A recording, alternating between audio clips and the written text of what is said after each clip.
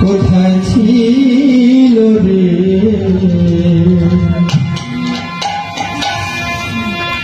সুধা মাখা ব্রহ্মণা রংপুর জেলাধীন ছলাপাট গ্রামে কোতোয়ালি থানাধীন ছলাপাট গ্রামে উদয় হলো পঞ্চানন।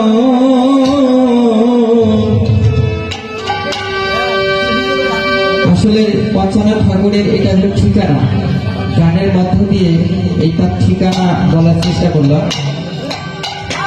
তিনি কিন্তু আমরা এখন বলি জেলা, আগে ছিল কিন্তু জেলা, জয় রসইকার লয় আকার জেলা, আর তার